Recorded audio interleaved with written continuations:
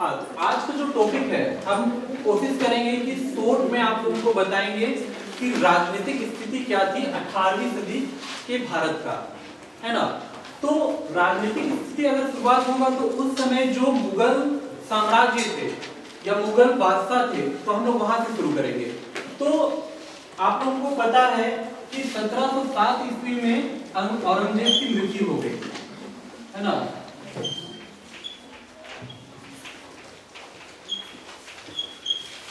औरंगजेब की मृत्यु, औरंगजेब की मृत्यु से पहले का जो मुगल शासक जितना लोग भी रहा था ना, तो उसको बोलते थे शक्तिशाली मुगल, है ना। उसके बाद औरंगजेब की मृत्यु जैसे हो जाएगी, उसके बाद जितने भी मुगल शासक आएंगे सब कमजोर होंगे, तो उनको बोला जाएगा परवर्ती मुगल या उत्तर मुगल के नाम से जाना जाएगा। तो परवर्ती मुगल इस नाम से जाना जाता है। औरंगजेब की मृत्यु के बाद मतलब 1707 के बाद परवर्ती मुगल में क्या हुआ था कि जैसे ही औरंगजेब की मृत्यु 1707 ईस्वी में होगी ना, तो औरंगजेब एक वसीयतनामा बनाएगा। वसीयतनामा मतलब वो अपना उत्तराधिकारी नियुक्त करेगा या फिर एक प्रकार से अपने उत्तराधिकारियों के लिए क्षेत्र निर्धारित करेगा। तो उसके 3 उत्तराधिकारी रहेंगे। पहला रहेगा मुअज्जम,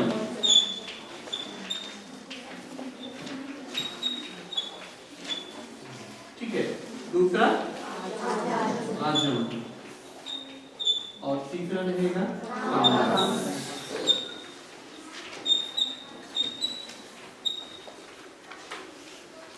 अब ये 3 उनके उत्तराधिकारी थे। इन तीनों उत्तराधिकारी को औरंगजेब की वसीयतनामा के अनुसार अलग अलग क्षेत्र निर्धारित किए गए थे। जैसे मुअज्जम को काबुल,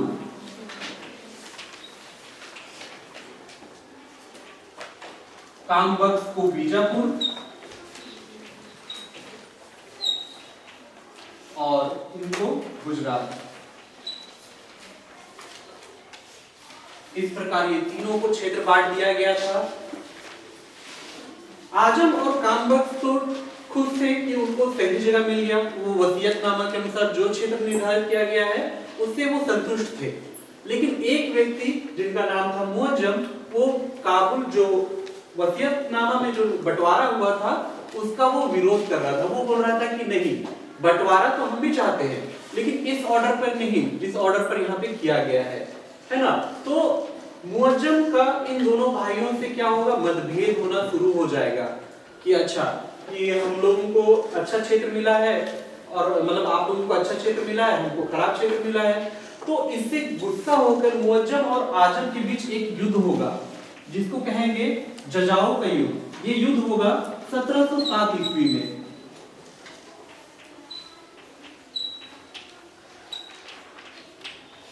जजाओ का युद्ध 1707 ईस्वी में होगा, मुअज्जम और आजम के बीच, है ना। ये बना देते हैं, है ना। 1707 ईस्वी में इसमें होगा कि मुअज्जम क्या करेगा, आजम को क्या कर देगा, हरा देगा और उसकी हत्या कर देगा। इसके बाद आगे चल के देखिएगा मुअज्जम और कामबख्श के बीच में भी एक युद्ध होगा जो होगा 1709 ईस्वी में।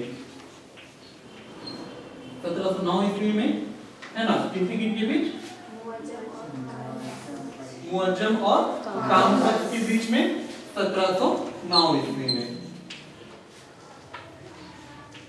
जिसमें कौन हार जाएगा, कामबख्श, है ना। तो ये था परवर्ती मुगल का स्थापना, कैसे यहाँ से मुगल शासन स्थापित होगा औरंगजेब की मृत्यु के बाद, है ना। तो यहाँ पे हो गया। तब हम लोगों को पहला परवर्ती मुगल शासक मिलेगा जिसका नाम रहेगा मुअज्जम, ठीक है। मुअज्जम ये उपाधि धारण करेगा किसका,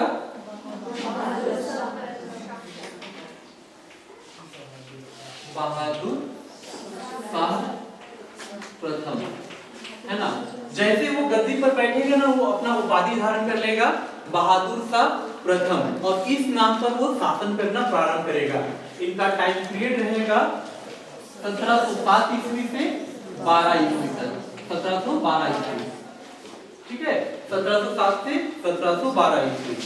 अब मुअज्जम बहादुर शाह प्रथम, ठीक है, इस उपनाम से वो क्या कर, सॉरी, इस उपाधि के साथ वो क्या कर रहा है, शासन व्यवस्था आगे बढ़ा रहा है। लेकिन इसको और एक उपनाम से जाना जाता है,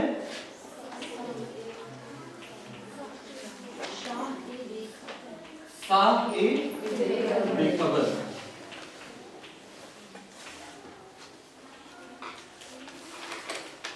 ये उपनाम से, शाह ए बेखबर के नाम से ये शासन करेगा। और ये जब शासन में बैठेगा तो इसकी उम्र रहेगी लगभग 64 ईयर, 64 वर्ष का, सॉरी 65 वर्ष का ये शासन करेगा, है ना। तो ये जब शासन में बैठेगा तो ये बहुत ही उम्रदराज रहेगा, है ना। तो ये क्या करेगा कि शासन में जैसे बैठा 1707 ईस्वी 1712 ईस्वी में, तो इस समय भारत में और भी नई नई शक्तियां उभर कर सामने आ रही थी।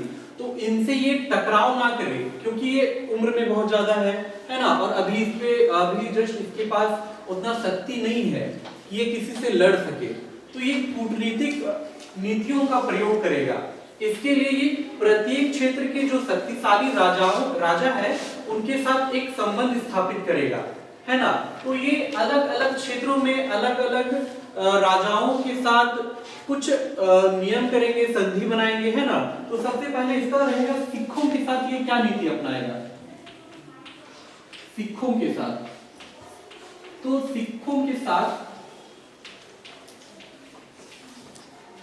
सिखों के एक गुरु है जिनका नाम रहेगा क्या, गुरु गोविंद सिंह।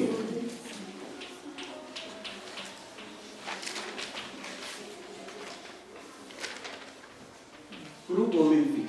अब ये क्या करेगा, मुअज्जम या बहादुर शाह प्रथम क्या करेगा, गुरु गोविंद सिंह या सिखों के साथ उनका टकराव ना हो, क्योंकि उससे पहले सिखों के साथ बहुत लड़ाई होता था मुगल बादशाहों का। जैसे कि आप लोग पढ़े होंगे औरंगजेब के समय में शिवाजी का, है ना। तो बहुत समय से उनका टकराव होते चला आ रहा था। तो ये चाहता था कि हम अभी इस संघर्ष में ना पड़े, क्योंकि वो अभी बहुत कमजोर है। तो ऐसी परिस्थिति में क्या करेगा, वो गुरु गोविंद सिंह को एक पद प्रदान करेगा, मनसब का पद। तो इनको देगा 5000 का मनसब। मनसब आप लोग जानते हो ना, मनसब का अर्थ क्या होता है, मनसब का अर्थ होता है पद। पद क्या, कि दरबार में उसके बैठने का जो पद है वो निर्धारित होता है कि वो बादशाह के नजदीक बैठेगा या दूर बैठेगा। जितना ज्यादा का मनसब उतना वो राजा के नजदीक बैठेगा, जितना कम मनसब वो उतना राजा के दूर बैठेगा, है ना। तो गुरु गोविंद सिंह को वो क्या करेगा, 5000 का मनसब प्रदान करेगा, है ना। तो इस प्रकार ये गुरु गोविंद सिंह के साथ संबंध स्थापित करेगा। लेकिन क्या होगा, आगे चल के 1708 ईस्वी में गुरु गोविंद सिंह की हत्या कर दी जाएगी,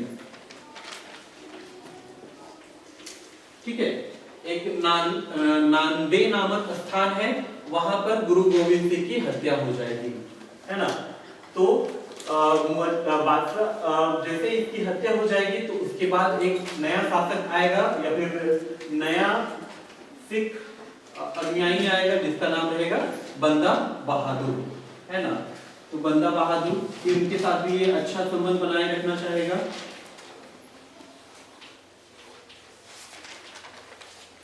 ठीक है। तो ये सिखों के साथ।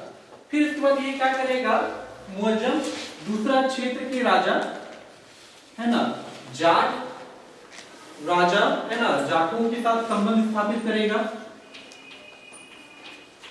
जाटों के साथ।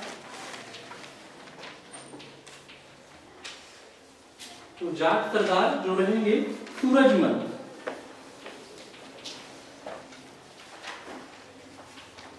है ना, इससे मित्रतावत संबंध स्थापित करेगा, उनसे मतलब संघर्ष का भावना नहीं रखेगा, है ना। सूरजमल चूड़ामल, है ना, सूरजमल भी रहेगा, चूड़ामल भी रहेगा, है ना। और उधर जा सकते हैं, ठीक है। अब देखिएगा 1712 ईस्वी आते आते तक मुअज्जम की मृत्यु हो जाएगी, है ना। 1712 ईस्वी में जैसे मुअज्जम की मृत्यु होगी ना, तो इसके 4 उत्तराधिकारी रहेंगे मुअज्जम के।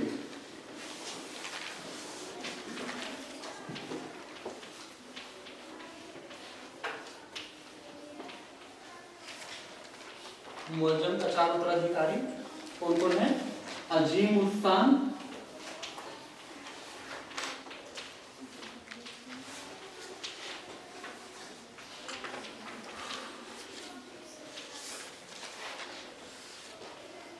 रफी उस्तान,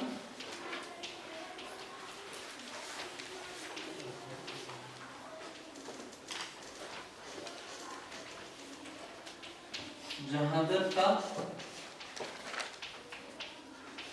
और चौथा है जहान शाह।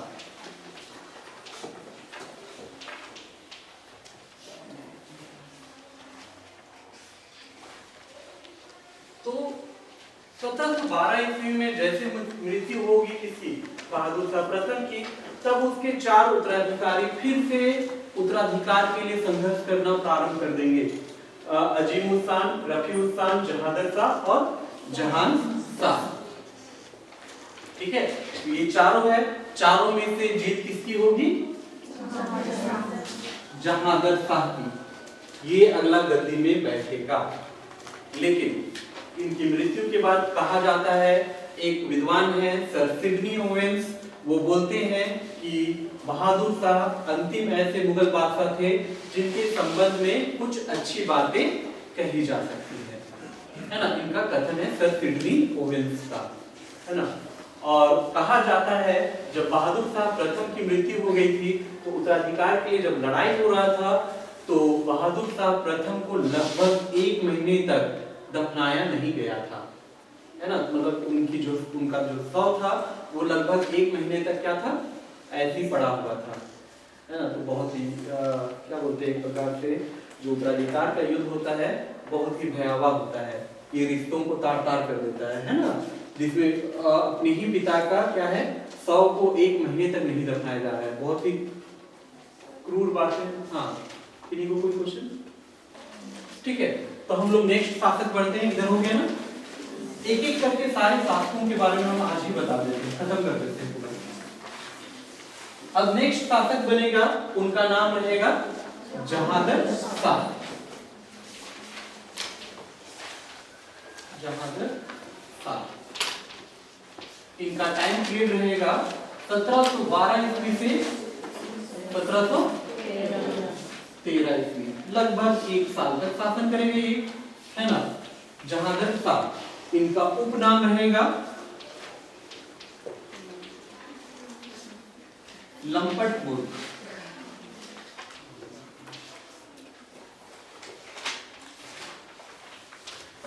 ठीक है, जहांगीर शाह चारों से लड़कर, मतलब तीनों अपने भाइयों से लड़कर जब ये शासन में बैठेगा, तो ये लगभग केवल 1 साल शासन करेगा। लेकिन जो उत्तराधिकार का युद्ध होगा उसमें इसकी सहायता इसका वजीर, जिनका नाम रहेगा जुल्फिकार खान।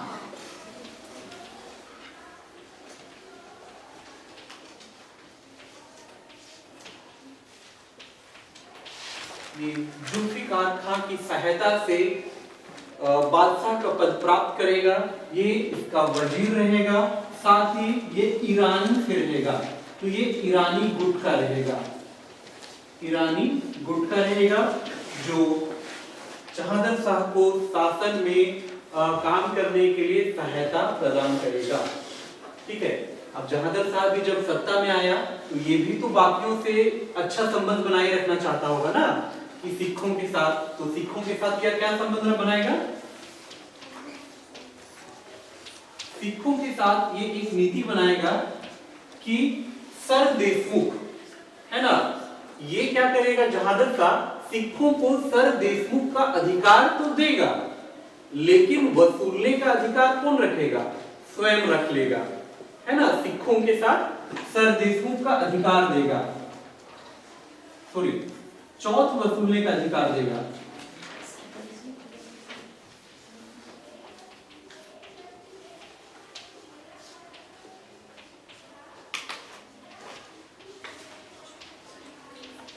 है ना।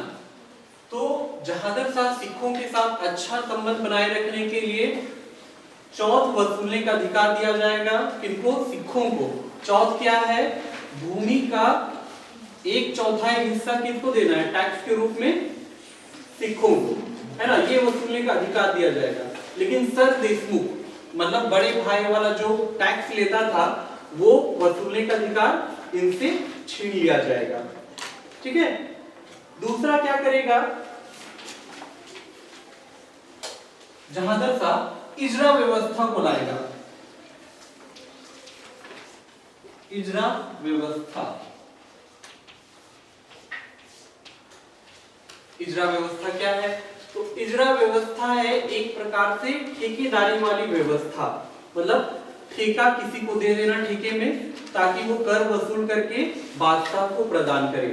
तो ये इजरा व्यवस्था लाने का काम कौन करेगा? जहादर शाह। ठीक है। तो इस प्रकार जुल्फिकार जहादर शाह की शासन व्यवस्था में बहुत उनकी सहायता करेगा। तो सिखों के प्रति नीति रहेगा और राजपूतों के साथ रहेगा। राजपूतों के साथ एक नीति बनाएगा कि जो जजिया कर है ना, औरंगजेब के समय में चालू कर दिया गया था कि जजिया कर आप लोगों को देना है, उसको फिर से ये समाप्त करवा देगा जहादर शाह। राजपूतों के साथ संबंध बनाएगा। इस प्रकार ये शासन करेगा। हमेशा कोशिश करेगा कि अदर राजाओं के मतलब अन्य राजाओं के साथ वो अच्छा संबंध बनाए रखे। इस प्रकार एक साल तक शासन करेगा। फिर इसकी मृत्यु हो जाएगी 1713 ईस्वी में। उसके बाद एक नया शासक उभर कर आएगा जिसका नाम रहेगा फर्रुखसियर।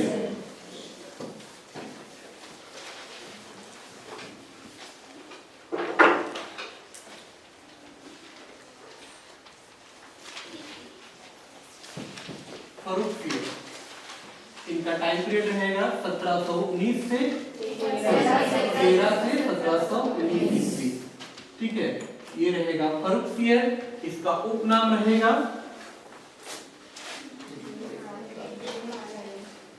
घृणित कायर।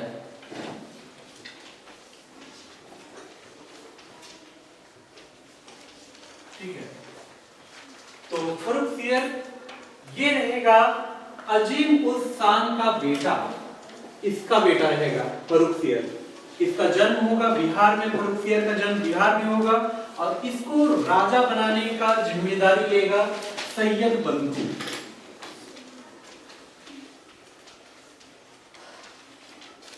सैयद बंधु।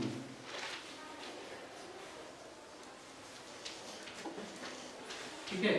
एक पॉइंट याद रखिएगा, जहादर शाह की मृत्यु जैसी होगी तो इसका बेटा अजीम उस शान का बेटा बनेगा क्या? फर्रुखसियर अगला शासक बनेगा। फर्रुखसियर का जन्म बिहार में होगा, है ना। इसका उपनाम रहेगा घृणित कायर और इसको शासक बनाने की जिम्मेदारी 2 व्यक्तियों के नाम पर रहेगी। 2 व्यक्ति करेंगे शासक बनाने की जिम्मेदारी लेंगे जिनका नाम रहेगा सैयद बंधु, जिसका एक का नाम है हसन अली। हसन अली और दूसरा का नाम है हुसैन अली। हुसैन अली। इसी का नाम है अब्दुल्ला खान। अब्दुल्ला खान। ठीक है। जैसे ये दोनों हेल्प करेंगे फर्रुखसियर को राजा बनने में। राजा बनने के बाद फर्रुखसियर क्या करेगा? हसन अली को वजीर का पद प्रदान करेगा और हुसैन अली को मीर बख्शी का। मीर बख्शी मतलब प्रमुख सेनापति। मीर बख्शी। इस प्रकार हसन अली और हुसैन अली कहा जाता है ये दोनों भारतीय मुसलमान थे और भारतीय गुट के। ये किंग मेकर बनकर उभर कर सामने आएंगे और फर्रुखसियर को क्या बनाएंगे? राजा बनाएंगे, है ना। इस प्रकार सैयद बंधु और फर्रुखियर इनको शासक बना देगा। लेकिन जैसे आगे बढ़ते जाएगा, कोई भी जब शासक बनाता है ना, तो वो अपना प्रभुत्व बनाए रखता है राजा के ऊपर। तो आगे चल करके वो राजा के ऊपर इतना दबाव बनाने लग जाता है, मतलब फर्रुखियर के ऊपर, तो फर्रुखियर भी आगे चल के थोड़ा सा घुटन महसूस करने लगेगा कि किसी और के अंडर में काम कर रहे हैं, हम राजा हैं और किसी और के अंडर काम कर रहे हैं, तो वो बड़ा परेशान होगा। तो फर्रुखियर को एक व्यक्ति मिलेगा या फिर एक प्रकार से एक अधिकारी रहेगा उसका, जिसका नाम रहेगा मीर जुल्मा, मीर जुमला, ठीक है, मीर जुमला, है ना। तो क्या करेगा फर्रुखियर, मीर जुमला के साथ मिल करके वो कोशिश करेगा कि सैयद बंधुओं का प्रभाव को कम कर दे या खत्म कर दे। लेकिन सैयद बंधु बार बार दबाव बनाते रहेंगे फर्रुखियर के ऊपर में। अंत में इतना इरिटेट हो जाएगा या इतना परेशान हो जाएगा फर्रुखियर कि वो एक स्टेटमेंट देगा, बोलेगा कि मीर जुमला द्वारा कहे गए शब्द और लिखे गए शब्द मेरे शब्द हैं। बात समझे, है ना। फर्रुखियर बोलेगा कि मीर जुमला द्वारा कहे गए एक एक शब्द और लिखा गया एक एक शब्द किसका है, मेरा है ना। ये स्टेटमेंट देगा किसके लिए, मीर जुमला के लिए। तो सैयद बंधुओं को ये थोड़ा सा नाखुश करने वाली बात थी, उसके प्रभाव को कम करने वाली बात थी। तो ऐसा में क्या करेगा, सैयद बंधु लोग क्या करवा देगा, 1719 ईस्वी में उसकी हत्या करवा देगा, ठीक है, फर्रुखियर का हत्या करवा देगा, है ना। इसके बाद सैयद बंधु यहाँ पे नहीं रुकेंगे, आगे चल के वो और भी दो नए राजाओं को या दो नए बादशाहों को स्थापित करेंगे। एक का नाम रहेगा रफी-उद-दर्जा,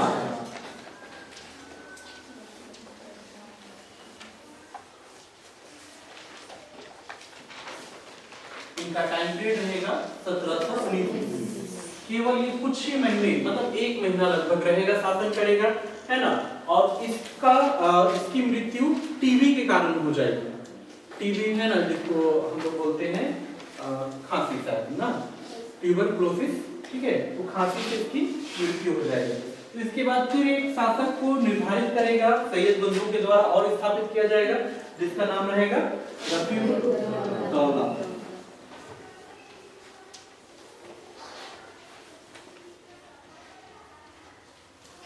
लेकिन ये भी ज्यादा दिन तक नहीं रह पाएगा और ये भी हैजे के कारण इसकी भी मृत्यु लगभग 1-2 महीने के अंदर में ही हो जाएगी, ठीक है। तो अब इसके बाद फर्रुखियर के बाद फिर एक सैयद बंधु नया उत्तराधिकारी लेकर आएंगे, जिसका नाम रहेगा, नेक्स्ट शासक रहेगा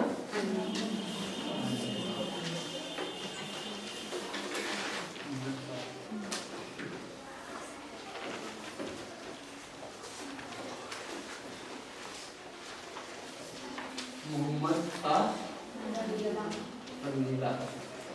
लेकिन इसको कहा जाएगा केवल मोहम्मद शाह, है ना। इनका टाइम पीरियड रहेगा 1719 से 1748, है ना। इस समय तक ये शासन करेगा। और इसका अगर वास्तविक नाम बोला जाए,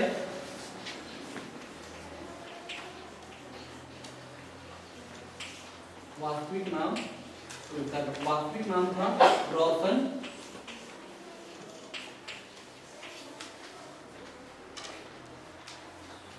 अख्तर, है ना। इनका वास्तविक नाम रोशन अख्तर, उपनाम रंगीला, है ना, रंगीला बादशाह।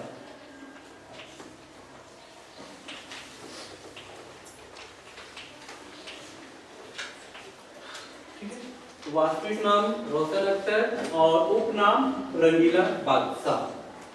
ये कहा जाता है कि अपने दरबार में हिजड़ों की महफिल बैठाया करता था और जो राजनीतिक व्यवस्था है उसको वो बर्बाद कर दे रहा था धीरे धीरे, है ना। लेकिन जिस प्रकार सैयद बंधु ने इन्हें किंग मेकर बनाया, तो सैयद बंधु फिर से इनकी गतिविधियों को देखकर इस पे अपना प्रभाव बनाना चाहते थे, लेकिन ये फिर से सैयद बंधुओं के प्रभाव में नहीं आना चाहता था। जिस प्रकार फर्रुखसियर इसके खिलाफ षड्यंत्र रचते थे, उसी प्रकार मोहम्मद शाह भी क्या करेगा, सैयद बंधुओं के खिलाफ षड्यंत्र रचना शुरू करेगा और उसकी हत्या करवाने का प्रयास करेगा। तो इसमें सफल होगा। 1720 ईस्वी में 1720 ईस्वी में हुसैन अली की हत्या हो जाएगी।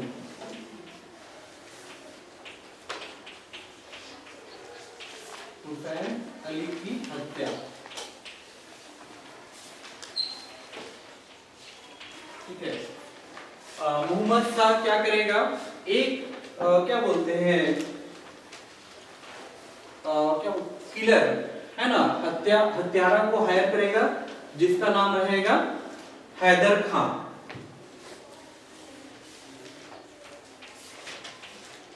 हैदर खान के द्वारा,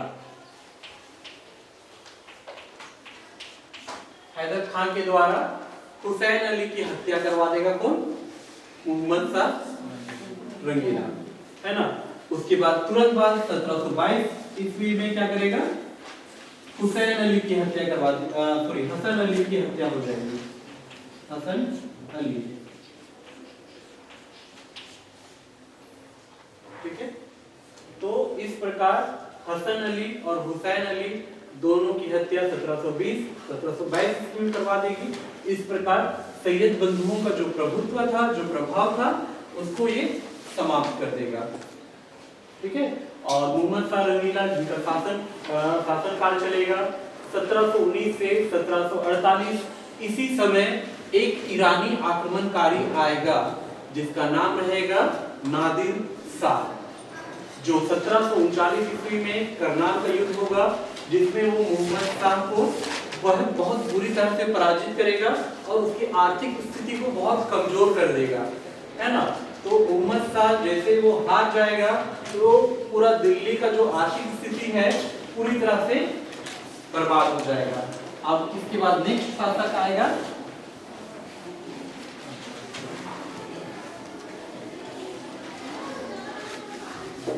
अहमद शाह।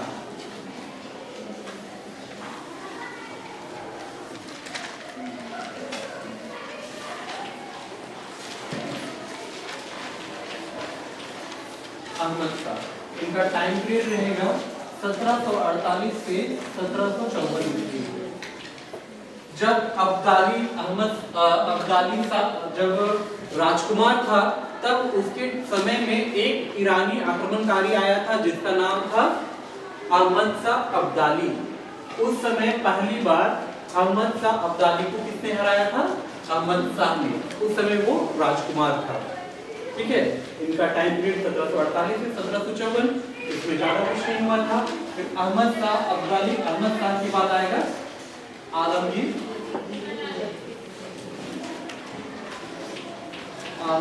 द्वितीय। इनका टाइम पीरियड रहेगा 1754 से 1759 ईस्वी।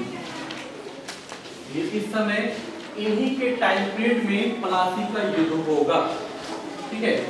प्लासी का युद्ध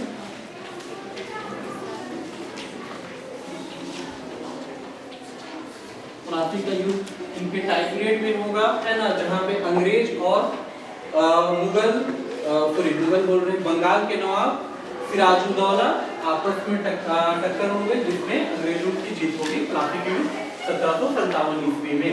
आलमगीर द्वितीय उस समय मुगल बादशाह रहेंगे भारत के। इसके बाद आएगा शाह आलम द्वितीय।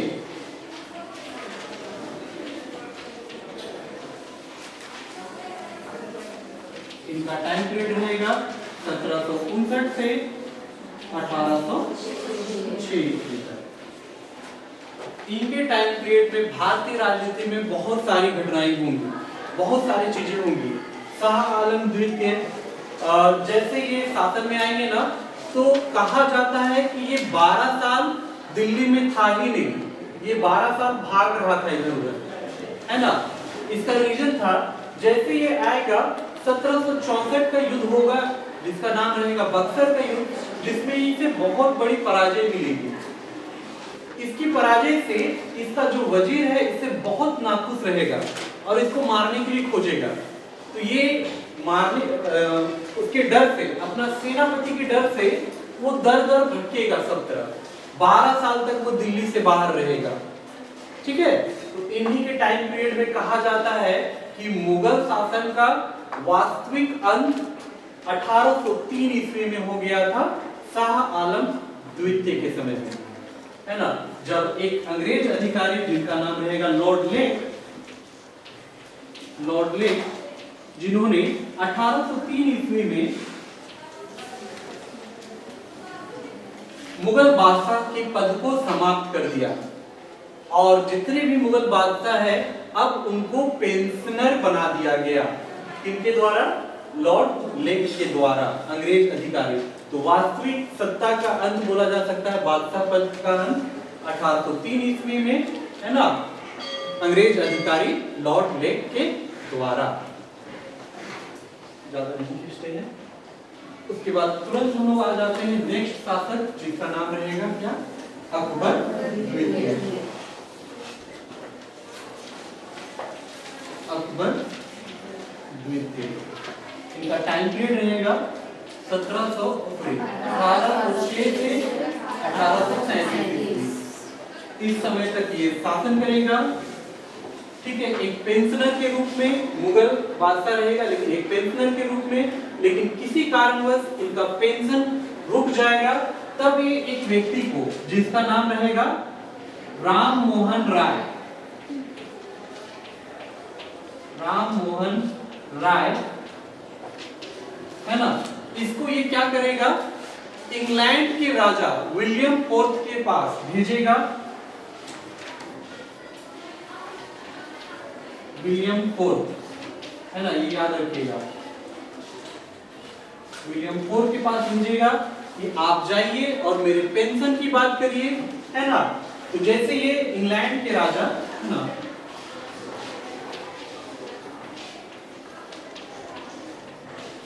इनके पास जाएगा, इसके बारे में, पेंशन के बारे में बात करेगा और फिर से पेंशन दिलवाना प्रारंभ कर देगा। तो अकबर द्वितीय, जो राजा राम मोहन राय है, उससे खुश हो जाएगा उनके कामों से और उनको एक उपाधि देगा। वो उपाधि रहेगा राजा की उपाधि, है ना, राजा की उपाधि देगा कौन? अकबर द्वितीय। फिर इसका नाम हो जाएगा क्या? राजा राम मोहन राय।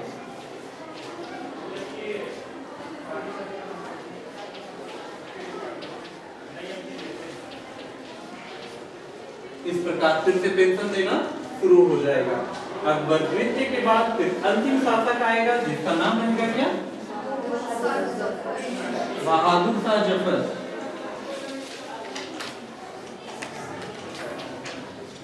बहादुर शाह जफर, इनका टाइम पीरियड रहेगा 1837 से 1857, है ना।